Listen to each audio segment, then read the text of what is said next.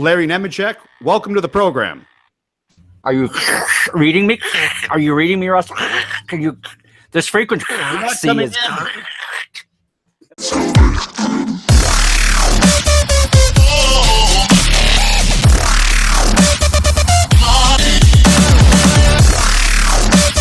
Larry Nemecek, also known as Dr. Trek, is the man when it comes to Star Trek. He's well known throughout the Star Trek community. You've contributed to many of the Star Trek maps. Dr. Trek, he's the man. He's here. And he also has a new podcast coming out called The Trek Files on the Roddenberry Podcast Network. Now, just to make things clear, Larry, you're not a real doctor, correct? No. I never. If you find me the college that gives away a degree in Trek, then I'll renounce that. But no, it's it's an honorarium, I guess.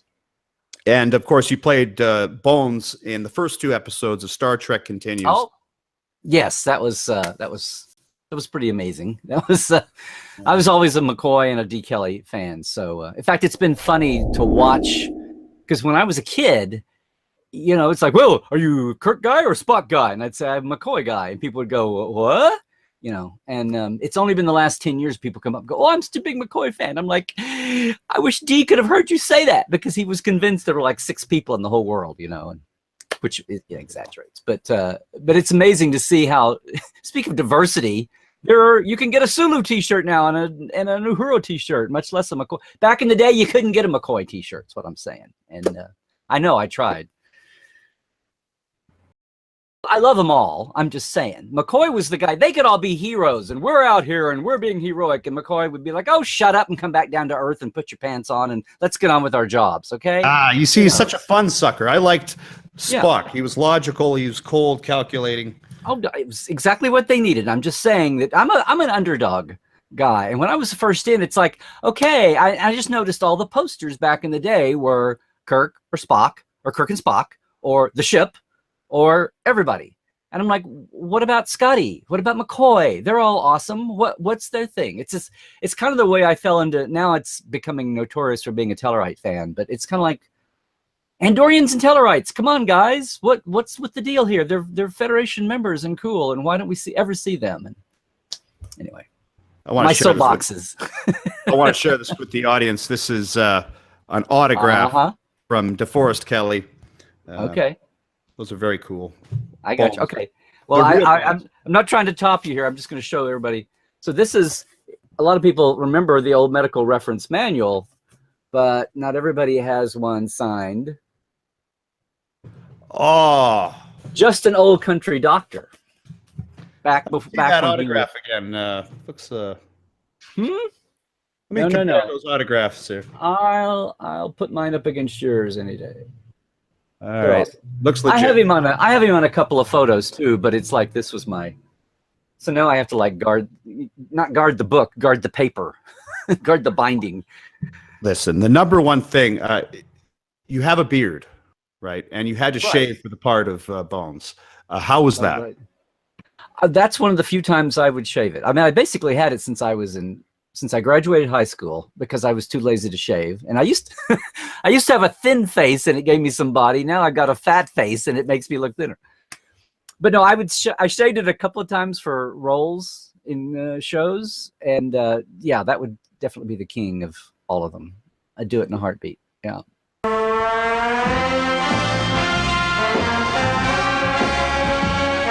What got you into Star Trek cartography? I mean, that's some pretty nerdy stuff, but at the same time, I've read them, so they're cool. What got you there?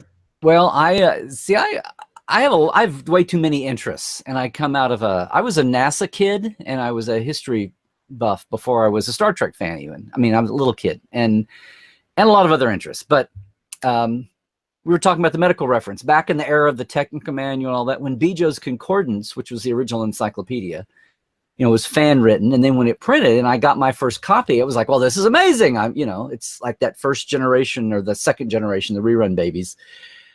But I started noticing, and I had a kind of a science background, but I noticed that there's all these unrelated, all the stars and planets, when you actually see them all scattered through there, I'm like, my God, look, there's like real stars, and there's the obviously fake ones, but or fictitiously named ones.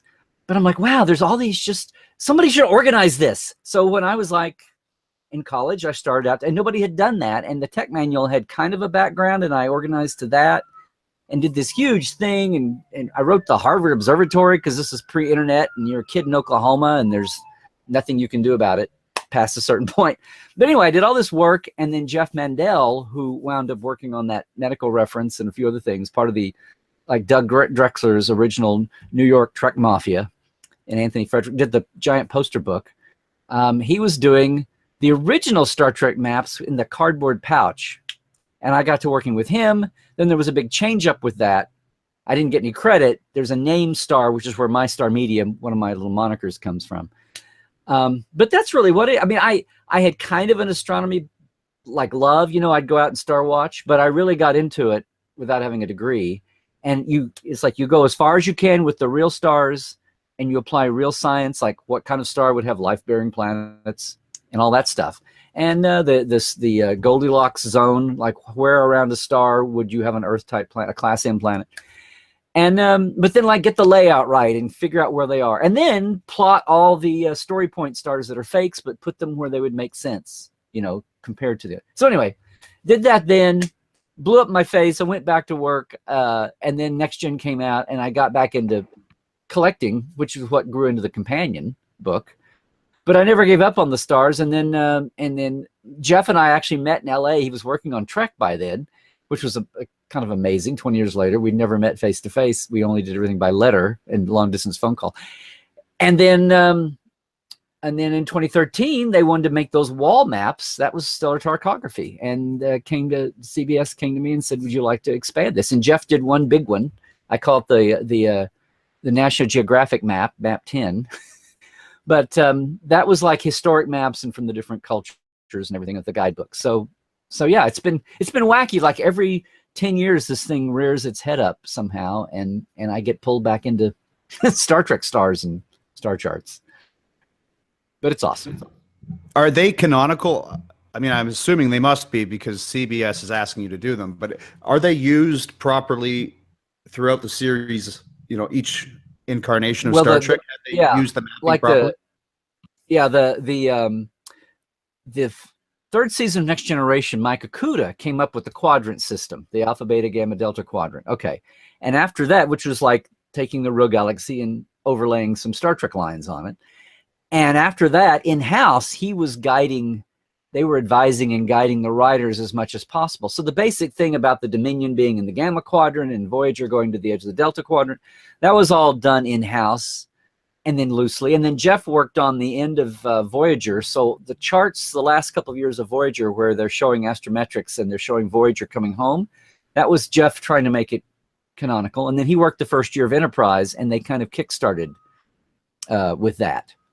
And then the book came out the second year of Enterprise, I think. So yes, and then with Discovery, they've gotten really tight with licensing, and our friends at licensing shipped them a copy of the maps, the book, and the charts. And when you're in Lorca's ready room, some of those now famously wall charts, I've done it too, and other people have. They've pulled out some of our. They basically took our maps and like drew over them and then embellished them a little bit. So yeah, they've actually been that Klingon Federation border area, and some of the stars they've used, the systems they've used in dialogue, have been, some they made up, but some they pulled off that chart from the border area. And some of them were already, like Kronos is already known, but some of the Federation side stars they even use, which was cool, which was very cool. So yes. What do you think of Star Trek Discovery? Some people are saying you want to avoid STDs. Yeah. You went there. I went there. I read. Yeah. Well, that's like when we were sitting in the press conference that Brian did in San Diego Comic-Con in 2016. Yeah, 2016. They said they announced the name of the show, Star Trek Discovery, and it's the first thing that popped in anybody's mind. We all, it's STDs. Oh my God! But then within a couple minutes, it's like, okay, no, it won't be that. And then that's too much fun to let go of, and 10% of the internet will never let go of it. But no other show, we don't say STN or STD. We don't. DS9 would have been STD if you were going to go with that one, right? So STE. So, you know, people were saying DIS, which sounds a little odd, and DSC is kind of there. A lot of people would say Voy for Voyager, and I always thought that sounded bizarre. And I always said VGR, and people said, you confuse that with V'ger from the motion picture. And I'm like, it's 178 hours versus 2 hours. Get over it, you know. But that's what when I edited the National Magazine, that's what I went with. And initially they were doing that, but a lot of us kind of like the official licensed 3-letter designation. And Mike and Denise went with VGR, and we kind of pulled them out of that one. So that's the 3 letters. As far as the show goes, I had my, you know, I was excited for Brian in the beginning and the people he was hiring on at the beginning. And then the poor thing has had this, you know, for the show's sake, it's gone through Brian's people, and the people coming in later, and now the people coming in later. And almost all of those generations were big Trek fans. And the crew now there is 3/4 of them are big Trek fans. And or you can tell. And I think the further in the season went, the more the show settled down and the writing went that way. And I hate that it's shot in Toronto. It's not here in LA. We can keep an eye on it better. But, you know, it started very dark, scared people away. But I figured people could survive the first season of Next Generation. In fact, it's like the biggest thing to people has been like 15 episodes, serialized chapter episodes. The all access thing, can't do anything about that, but that is what it is. And the week to week, you know, headlines that people would get all over about. This is the first Star Trek with social media, right? So it's been a first show in a lot of ways. And what's funny to me is, I mean, I've on all my Trekland stuff and everything I do and talk about, I've tried to take a step back, because everybody and their dog in the internet are talking about those week to week headlines. And I would try to step back and go, okay, what's our big picture here? What's the big picture? Because in a week, we won't be talking about this. We'll be talking about the next hot thing. What are we going to be talking about when there are no hot things, when we can see the whole picture together? And that's kind of been what's interesting to me. And I'm also very excited to see what these guys do, what these writers do when they get a blank slate. Because it's really, really amounts to they moved in and had to remodel versus starting with, I mean, the basic sketch of the show was Klingon War, and here's what it is, Spore Drive. But other than that, they had to remodel the house they moved into. I feel like season 2 will be a little bit more of the house they built from scratch. So we'll see. I'm with them, basically. And I've seen it evolve, and not just evolve as a story, but evolve as a production since the first. I know a lot of people gave up on it. A lot of people don't want to pay all access. But it's Star Trek, and if you bomb this, it blows up Star Trek for 10 years. So it's like, get in and like I said, remember.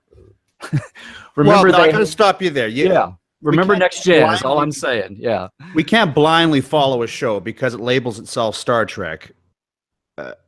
Just because if we don't do that, we're going to lose the series. No. I'm not saying don't give up your honest criticism. I'm just saying walking away from the table is not the way to do things. Stay in the fight is what I'm saying.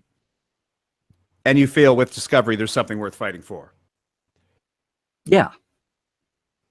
You know, in a way, it's sort of the third golden era of Star Trek, right? You had the TOS and then the Next Generation, which was immediately followed by Deep Space Nine and Voyager. And then there was that huge break, right? Another one. Right. And now we have Discovery, the Orville, the J.J. Abrams movies. What do you think about that statement? It's the third golden era for Star Trek. Well, it's kind of slow. Don't know if I would lump everything together that easily, because in my mind, I mean, I'm trying to get over this. What I've really been trying to pay attention to are because the JJ movies, for the people that didn't like them or agree with them, I thought the best features of the JJ movies were they were incredibly well cast. They brought a lot of new fans to Trek, a ton of new fans that I think is really underappreciated. I mean, how many people are watching Discovery because they like the movies, right? Well, that's it. But I mean, Discovery is bringing a lot of new people in on its own, and we can't really measure that yet. But what I'm saying is, when Next Generation, aside from what we think about the first season of Next Gen, there was also famously that time when a lot of original series people say, Star Trek is Kirk, Spock, and McCoy. I'm not going to watch this bald French guy. And there was a big turnoff, and they worried about it. And then Next Generation wound up blowing everybody away because it busted the paradigm of what Star Trek is. Star Trek was not just these guys on this ship. It was this universe. And before, you know, world building and multi-cinema universes were all little trendy buzzwords, Star Trek was just doing it, right? 1 and 2 series and movies going on. They were just doing it before it was a thing, pioneered that. And now it's like, oh, this is what people marinate in 24/7. But there was a time when people did, you know, and then DS9 was the show that didn't go anywhere, and Enterprise was the prequel that didn't go forward. And there's always been something that's because people love Star Trek so much. I'm an optimist, and I always look at it as like they care so much, they're quick to anger, you know, or they're quick to be protective. And now you come back and tell people how people like we're going to boycott the Wrath of Khan because they killed Spock, and the women that did the marketers that did this public survey, and you will lose 42% of your box office and 62% of your licensing retail if you kill Spock off. And that's just, I don't want to say it's laughable because it happened, but they cared and they were concerned at the time. And now we look back and go, oh, quirks of history. And, you know, so I'm not dismissing any of that. It will eventually mainstream, because if it ever really blows up, then that's the end of Star Trek for 30, 40 years. People were saying that in 2005. And then here's JJ doing his movies. And it's not the choices I would have made, but they sure as hell spent, and they spent the money, got the fans in, cast them well, and they got a lot of mainstream. When the mainstream world had given up on Star Trek as old and tired and said audience fatigue in 2005, but I thought it was more producer fatigue because that was when the fan films were starting to explode. I think the JJ movies also put it back in the public, in the mainstream consciousness, right when everything was going bonkers with media. And it was kind of it was a weak sister, but it was kind of competing with all the big franchises that were, you know, emerging. So believe me, I have plenty of things to say about those, but they did serve their purpose. And my mission right now is to go find the Discovery only, or the people who've just come to Star Trek from Discovery, and the people that only came to Discovery from the Kelvin movies. And a lot of them have gone back to the Prime shows. And, you know, I had a guy at Phoenix Comic-Con say at the back of a panel, at the back of the room in a panel, said, yeah, I came to Star Trek with the JJ movies, and then I went back and started watching, and I've watched every other show since then, and now I can tell you that the JJ movies are crap. You know. But it's like I say, you never forget your first, and we've got a whole generation coming to Trek through the JJ movies and through Discovery.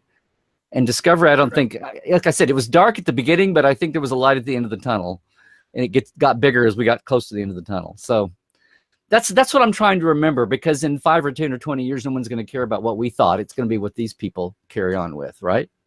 Anyway, just throwing that out there. Just throwing that out there, Russell. I interviewed Gary O'Brien a few days ago. He's the director of Chance Encounter, another fan-made Star Trek production. And he made a good point. The producers of Discovery are in a very awkward position, especially with political correctness and how everything in the media seems to be politicized. And Star Trek is a great place to put in a political message. How do you think this has affected Star Trek in general? And do you understand what I'm saying? Do you agree?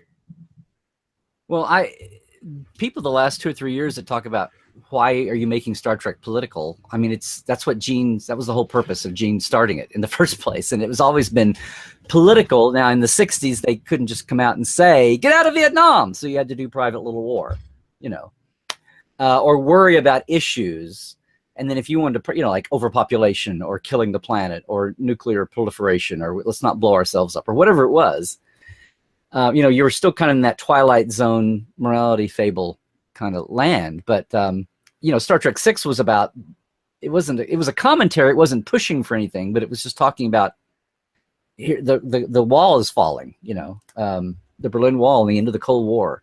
So, I mean, Star Trek's always been political. And I just think maybe that 12-year break kind of numbed people, or a lot of newer people, or I think there's a lot of people that are just out there with a radar scope on social culture in general.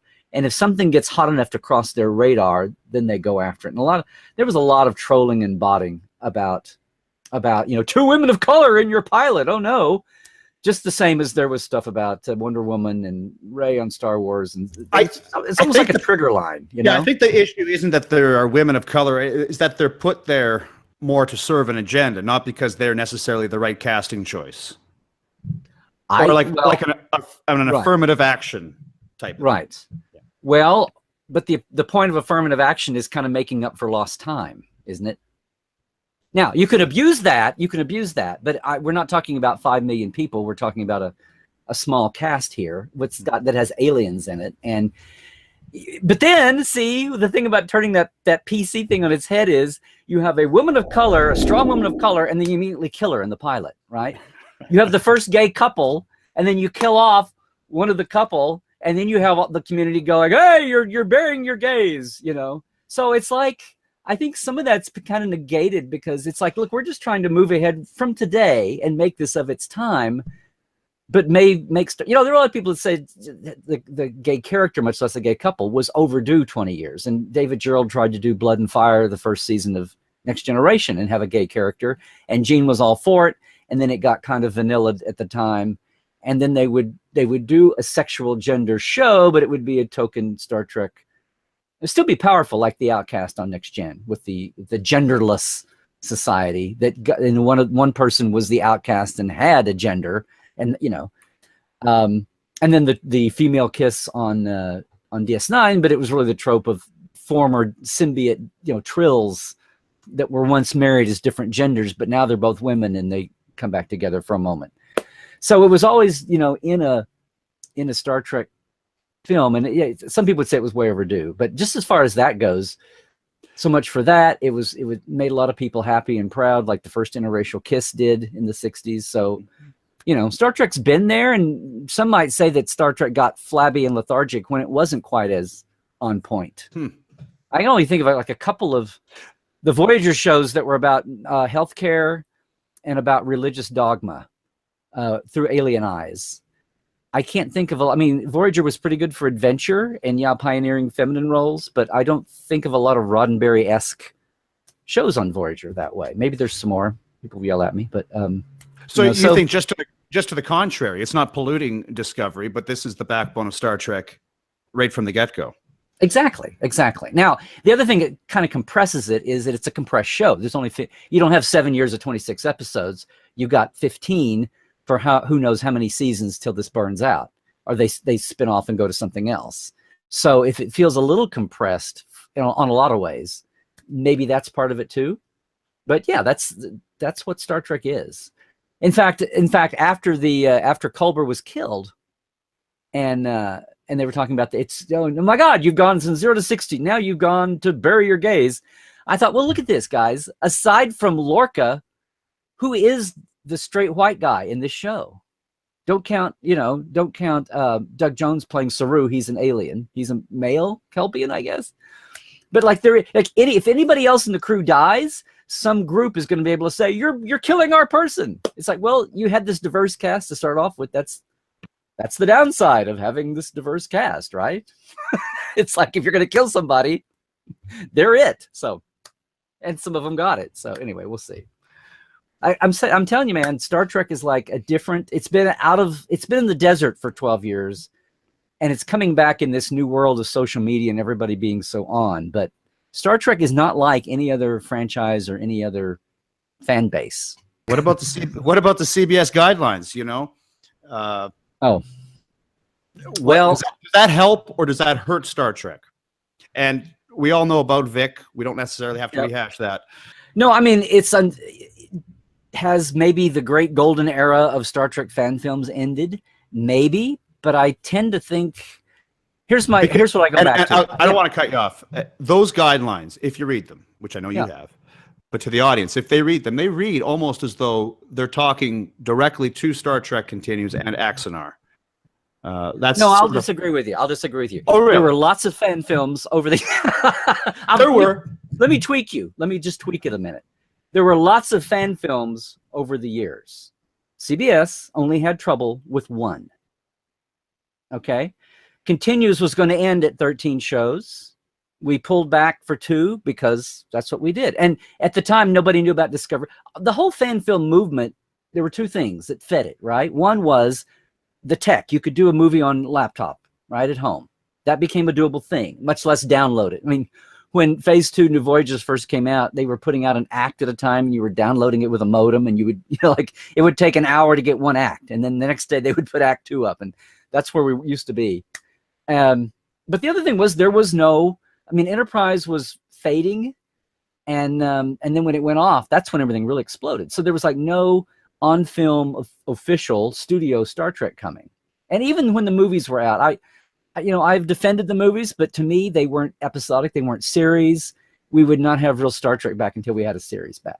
And I knew years ago that when a series came out, that would take a lot of the oxygen out of the fan film room anyway, of the donors, of the people. So, but that's... Yeah, you make a good point, because Star Trek has never really translated to the big screen as well as it ever did to the small screen. That's what it... Yeah, you go.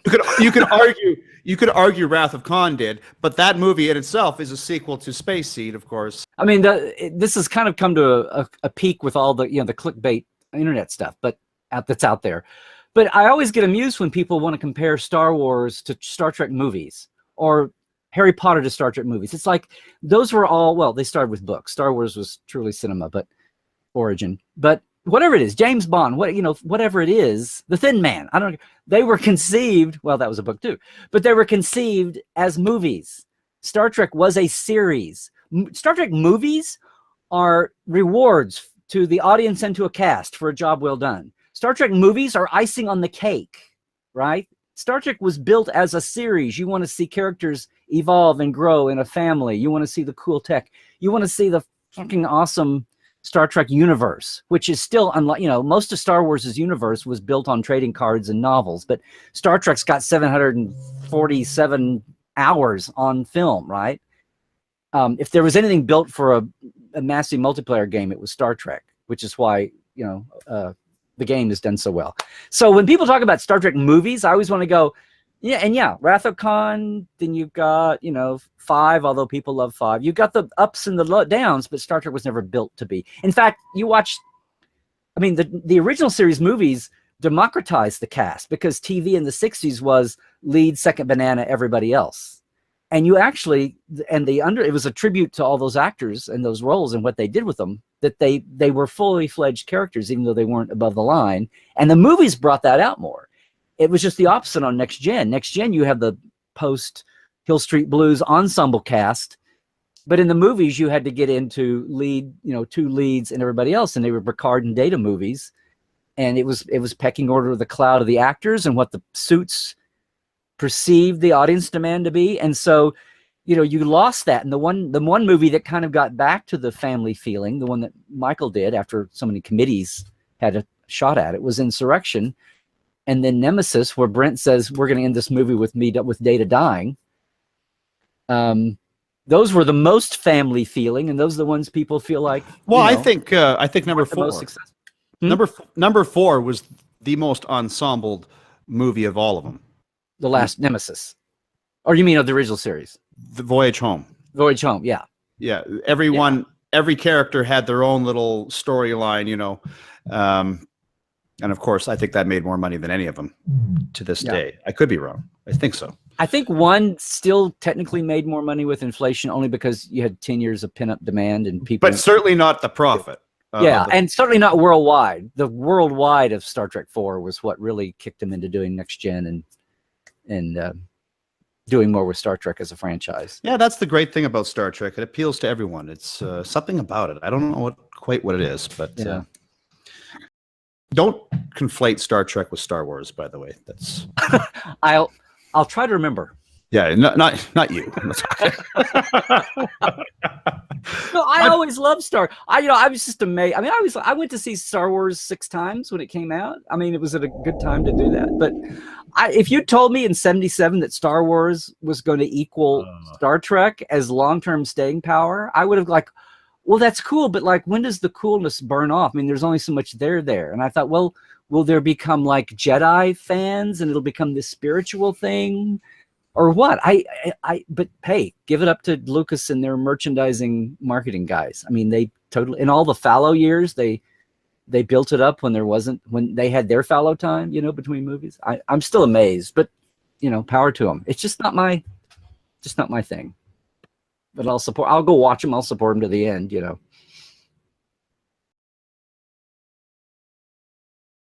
like to see a tier of fan film acceptance. So basically, you have at the top, you have CBS, Paramount, whatever they produce, and then you could have the stuff they endorse, and then at the very bottom, non-endorsed Star Trek productions. See, the reason, CBS never in Paramount before it was split, before the Viacom divorce, but part of the reason why the fan films existed in a big gray area, that was part of the thing here, was Alec was wanting to get approval. And by definition, they had to exist in this. There's a big realm there of, we love you, but don't make us give you a direct answer because then we'll have to say no. But if we're not looking at you, then you can exist. Because if we look at you officially, then all these laws and regulations, the guilds, you have to charge, you know, money comes into it. And you're doing this out of fan passion. And as long as it stays on the fan passion, you know, glorified Etsy scale or whatever, then that's okay. But it's like, don't make us look at you too closely, even though we all love what you're doing, kind of a thing. Yeah, so Alec Peters forced the hand, and they had no choice. And it's like, it has nothing to do with Paramount CBS. It's like Paramount CBS was like the most lenient. Oh, they've been amazing the whole time. I mean, that's kind of got obscured here. And it went on for 15 years, because when you go that way, then all the guilds, and understandably so, then they're like, are you paying the writers and directors and actors what guild minimums are? I mean, you know, and what about residuals? What about downloads? What about all that stuff comes into play if a studio brand goes over something? Unless it's some special one-time, we're going to come and buy this fan production and put it on a DVD, you know, and then but even then that's going to be hinky. Now, the minute maybe somebody somewhere in some franchise pioneers that more, I mean, people pointed to the Lucas contest for years, but the Lucas, as my friends at CBS said, those were like 10-minute one-offs in their contest, and they're allowing 15, and you can do 2 of them. It's like they took whatever was laying there and tried to liberalize it. It was still, you know, and they say guidelines, which is the ultimate wiggle room. But yeah, that's just what it is. It's just kind of where it is, and it didn't have to be that way, but maybe some it would have happened with TV coming back, with a show coming back. It was going to change anyway. So I think, you know, not maybe whether it was proactive, but just reactive. Maybe the audience, like I said, the oxygen in the room for fan films was a lot of it was going to get sucked away. Even for the people that don't like Discovery and still want to do their own Star Trek, that's going to be a diminished pie. I don't know, man. Tortured metaphors here. The thing is when people see Star Trek Continues and they see just how good it can be done. Oh, yeah. Well, that's the thing. Yeah. How good can it be done? If there were money involved, you know, there'd be hundreds of these things out there if you could monetize it. But well, here, let's blow it up. Let's give. We talk about the JJ movies and what may happen with Discovery. Let's talk about, okay, big screen Star Trek. What if you had a professional fan film contest? You looked at 5 writer producers who are top guys right now, aside from JJ, and said, here, guys, here's $200 million for each of you. Go make a Star Trek movie. Now, they're not all going to be the same. They're going to go in different directions. I mean, they can consult, but nobody's overseeing, nobody's supervising. They're allowed to just go on their impulse. And you would think that the only people who would take that bait would be people who halfway consider themselves a fanboy or fangirl, right?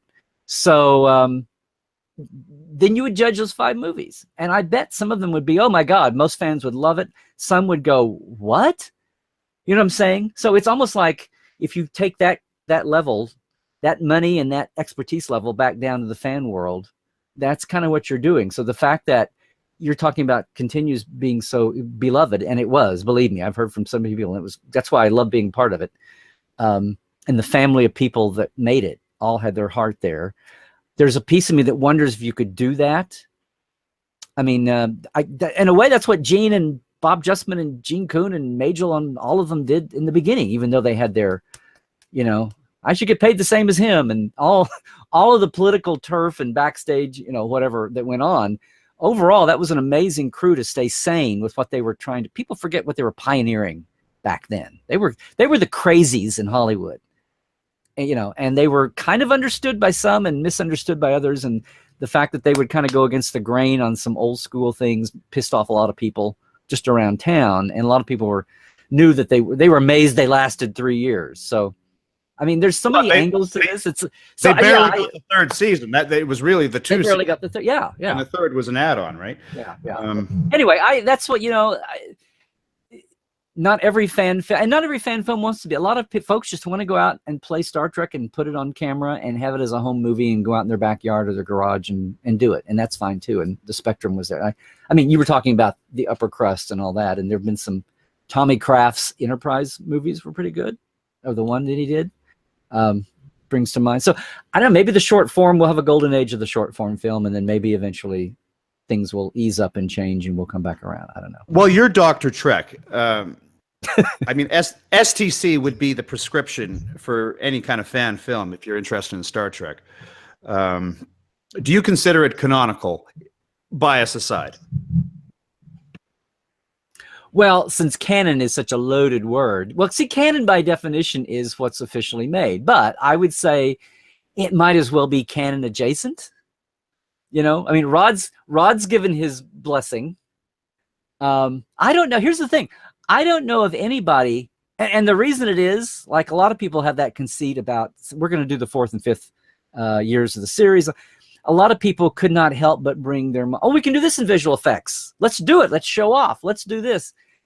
Even if they had great props and costumes to negate the story or neglect that. So having a good story to begin with, just the way the show, I mean, I told Vic that I could tell Continuous was doing great because people were coming to pitch stories, just like when Michael Piller opened up the pitching on Next Gen and the next 3 shows.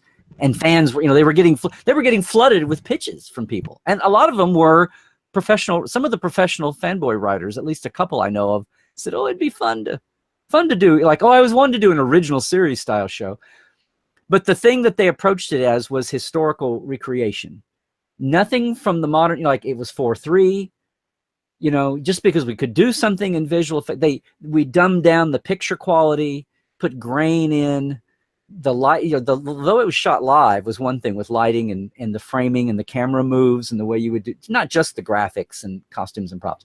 And they kept tweaking it. Now this is, Lucas could have taken, I know James Kerwin, there were even times when they would do an approach, like a standard flyby of the Enterprise on the opening credits, they would put a little jitter. Like if you watch everybody knows the original series, when the Enterprise is flying up, every once in a while, there's like a little jitter in the ship as it's coming in. And when they made the passes for the opticals, then they had to keep that in and they had to make them all match. We even put, like, instead of having perfectly perfect CGI passes, we have like a little jog in our ship at times. I mean, there's little imperfections built in. But they did the remastered ones in the 90s, right? Or maybe it was the early 2000s. I can't remember. Late aughts. They took all that out. They took all that out, right? They perfected that. Now we're on this topic. Now I want to go back or ask Mike if they left some of that in. But yeah, it was cleaned up. That's the whole point, was to clean it up a lot. But what I'm saying is some of the little loving bits. But the point, that's my point. We're not doing Star Trek Continues remastered. Maybe that would be the next thing. Remastered for 2010. We're doing what would a 4th or 5th season look like in 1970 and 71. Did the budgets for STC increase throughout the series, or were they always at the same level?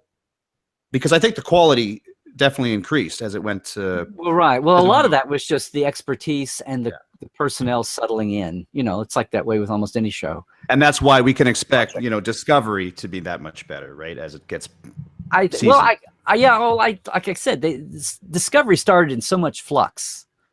Let's flip this.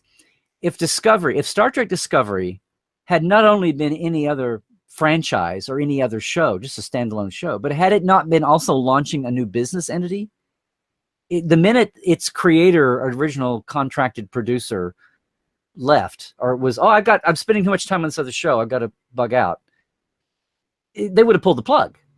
It's like, okay, stop, go do something else. We've put too much, we're not spending any more money on this. It's obviously not going to get off the ground. But because it was Star Trek, and because it was Star Trek launching a new platform for a network, and it was under this huge microscope, they were going to land that plane no matter what it... I mean, I said, if you really think about it, Discovery was like taking a taxi ride, and you had 3 different drivers, and they changed without ever stopping the car. I mean, the guys that landed the plane at the end, it was kind of amazing. And the fact that people said, oh, if you just stick with it through the first few shows, it feels a little bit more, you know, like the last 3 episodes had more uplifting, optimistic captain speeches that made up for the whole first 12 episodes. I mean, it's like every other scene was somebody being inspiring in the old Star Trek way. and it really, I mean, and part of that was the arc they meant to get to, but it can't help but be that when it had that much turmoil and flux. And a lot of productions, you know, again, Next Generation and the first 2 seasons especially, and then Michael Pillar's first half year of him just trying to get the reins back and calm the horses down. I mean, every Star Trek starts that way. You know, don't tell anybody this, but when Voyager started, they actually had to let the first captain go and hire another one. Right? I mean, so sometimes I've heard that story. You've heard that. You've heard that. Yeah.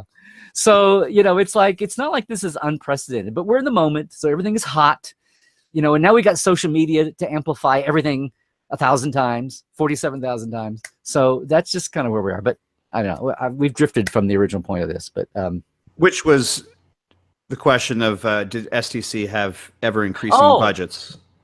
The improvement you saw on screen was that cohesiveness and gelling. But no, it was basically, I think Vic has said this publicly, 35,000 an episode. And then we would have, you know, Kickstarter, like when we got to build engineering and we got to build the planet set that we used the last 2 or 3 episodes, the old Bob Justman style planet tank. But no, at the beginning it was the first episode, the vignettes were Vic's own money from being an anime actor and star at conventions. And Steve Dingler, who was a big contributor to a lot of fan projects, and he went from being security guard Drake to being Chief Drake, and you know, with his arm and the whole thing. And one of the heroes of the last 2-parter there, but the finale. But no, it was their money, and it wasn't until the 2nd episode because Vic said, and I'm sure he's told you, he didn't just want to come out blind. That was one of the problems, not with just fan films, but with the whole crowdfunding scene, was starting to turn into people asking for money and then not delivering. Well, now a bit of the problem now is that people aren't sure if they give away the money that the film's going to get made. Right. You know, maybe CBS is going to shut it down. You know, there's some concern amongst the people funding these things. Well, films. I mean, there's that has happened way beyond Star Trek and way beyond fan films. Even people have sought money for projects that, you know. But again, I go back to this thing. CBS only had a problem with one fan film project, and it was only after the normal channels of, okay, remember you're doing a fan film, we're the licensee. Can you do this? Can you do this? And it was after those communicate. It didn't just go to a lawsuit. There were phone calls, and then email, and then cease and desist, and then a lawsuit. So, you know, again, it was just one, but that's a concern. Yeah, the whole the whole popular, it was almost inevitable that with the whole crowdfunding, you know, across the board the last 10 years, that people are going to get burned. And it's like, you know, caveat emptor or whatever, buyer beware. And then it turns around on the project people have to find creative ways to reassure people. You know, like, do we go on our resume? Do we start small and then our next one we get bigger and we build some trust up with our donors? That's, you know, it's kind of the basic thing, and that's maybe what we're back to. And if you're going to be wary about a really huge ticket, some people said that people would back off a big number because they were afraid to ask that much. But then what they really do is they have to go back 2 or 3 times because it's really not what they needed, and they can't overpromise. We really need 100,000, but let's just start with 30, you know, to get trust up. And there are a lot of people that say, hey, if you only needed 20, if you only need 10,000, don't just ask for 10,000, because then you look like a wimpy little thing that you don't know what you're doing. So go ask for 30 and people will take you more. There's that whole psych to it too. Yeah. Again, I had Gary O'Brien on just a couple days ago, did this Chance Encounter. He's raising funding for another one. And he's only asking for £10,000. You know, now he says that's all he needs, but I kind of thought the same thing. Why don't you go a little bigger? And if you don't use it, you don't use it. Yeah. I don't know. But where's that middle line between being taken seriously and being taken warily? Interesting is how the crowdfunding places have evolved, and now there's some of them have guarantees. Well, you're supposed to have that all the time, but and on things that can last longer than a month or two. If that had been around 8 years ago, that's what I would have done for the Con of Wrath. Like, look, guys, this is going to be like a 6, 7, 8 year project. So just have that up in mind. That's going to be the way it is. And yeah. Just a trivia question. Not a trivia question. Oh, no. Star Trek. Well, I know I could stump you. Oh, you could. No, hey, doctor just means you know where to go look it up and who to ask. That's what that right. So you're just like a GP. You tell me who to go to. What are dilithium crystals? So dilithium crystals are apparently a crystalline, not an, it's an element. And they're a crystalline mineral, the way canons evolve, that has this unique property of being able to channel the unique signature of warp plasma when you combine matter and antimatter in the most perfect energy exchange there is, supposedly. And when you channel that output through a dilithium crystal, it gives off a radiation of plasma that's then manipulable to create a subspace bubble. Okay. And if it may be in the lithium family, but you caught me flat-footed here, but that's basically what it is. Well, I was just curious because it doesn't appear on the standard chart of elements. Well, not yet. It doesn't. It hasn't been discovered yet, obviously. Okay. So the universe has different elements. It bugs me. That's what I'm saying. Oh no, it's not. No. There's no pretense about something existing doing. They invented it. Yeah. That's why in the cage they talk about their lithium. And then at one pilot they were like, "You guys need to get something beyond lithium and lasers and Right. Dilithium. Yeah. Dilithium. Or isolinear chips. Uh-huh. I like the name of that one. Okay. Larry Nemecek, tell me about this new podcast you're doing. You're all already doing this Trekland on Tuesdays.